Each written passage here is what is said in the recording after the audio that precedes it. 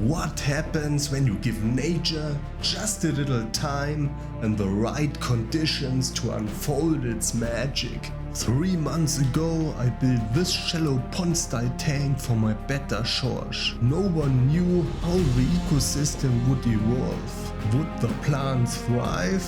Could the terrestrial species survive semi-submerged? Would the shrimp population explode or vanish? And what about Schorsch? Could a solitary fish find peace in this miniature jungle? Now you are getting the full update, unfiltered, unexpected and more vibrant than I ever imagined. This is not just a tank update, it's a transformation story. The aquarium is teeming with life, from darting shrimp and grazing snails to swaying plants and Schorsch patrolling his territory. Every corner feels alive and in motion. Schorsch, my Betta, has fully claimed this tank as his territory. He looks healthy, relaxed and visibly content, gliding through the shadows of the plants, occasionally flaring just to remind everyone who is the boss. And one detail I absolutely love, Schorsch regularly builds bubble nests. Tiny clusters of bubbles gather beneath overhanging leaves or floating stems, silent signs that he is feeling secure at home and ready to start a family, even if no female Betta is around. There is something deeply calming about it, a quiet sign that he feels safe and at home. These delicate bubble nests say more than words ever could. The blue dream shrimp, on the other hand, well, let's say they've thrived. I see babies and juveniles everywhere, tucked between leaves, under driftwood, even out in the open. And surprisingly, Schorsch leaves them alone. He might glance their way, but I haven't seen him hunt even once. The ramshorn snails have also multiplied. I know they are not everyone's favorite. Some say they are pests, but honestly I love them. They keep the tank clean and break down waste, and their movement adds something peaceful to the tank. I did end up with a few Malaysian trumpet snails too. Probably hitchhiked in on plants, but I don't mind them either. They stay underground during the day, aerate the substrate and come out at night. I only worry if their numbers explode, but for now it's under control. And then there is the cleanup crew elite, the Otocinclus. Still active, still algae busting and just as adorable as ever. Their presence means I haven't seen any visible algae.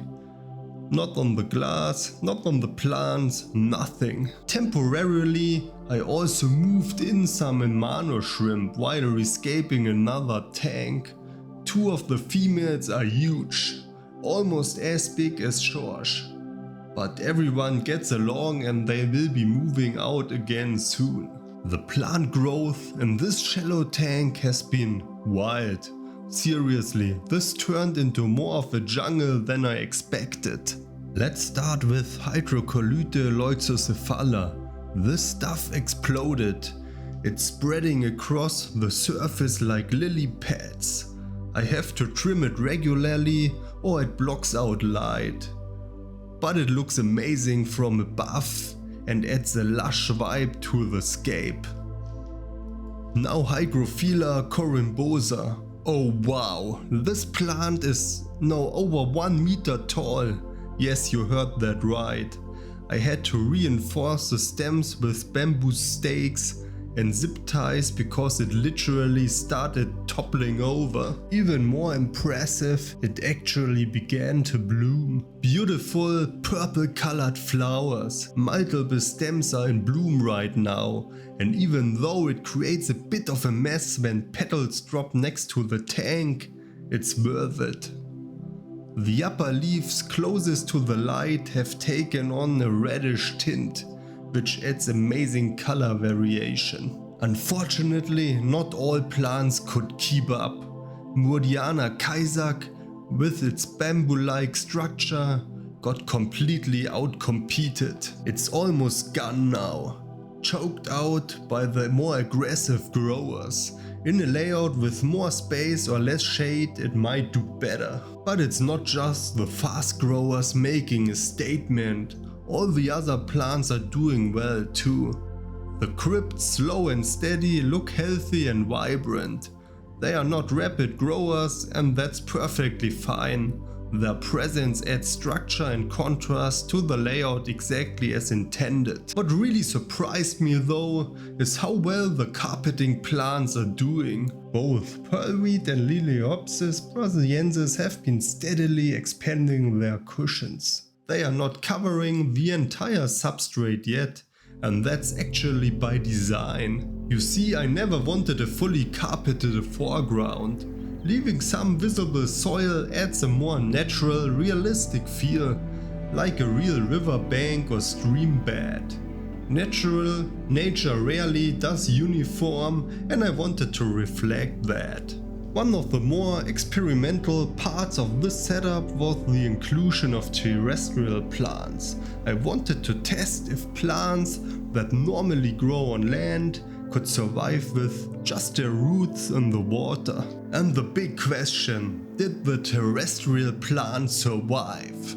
Yes, they did.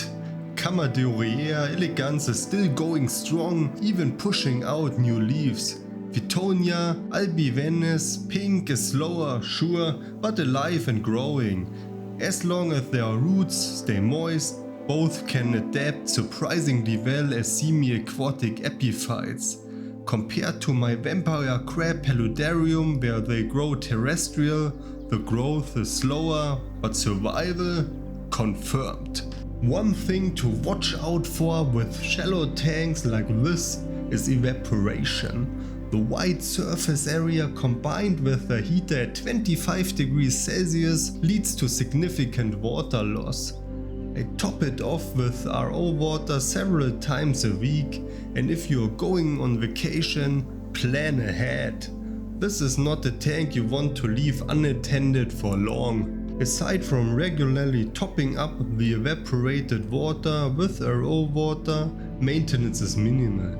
Feeding the animals, adding a bit of fertilizer now and then, and the occasional water change.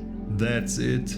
Thanks to the dense planting and healthy biological balance, I rarely need to do full water changes. The plants take care of excess nutrients, and the animals, from shrimp to snails to Otocinclus, keep everything clean and lively. This little world has grown far beyond what I imagined.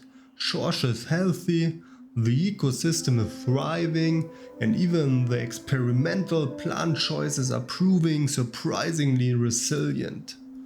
Thanks for watching this update, and if you enjoyed this journey, make sure to check out the original aquascaping video where it all began. The full setup process, design thoughts, and the birth of Schorsch's world. You will find the video right here. Until next time, keep your tanks lush and your fish and shrimps happy. See you in the next one.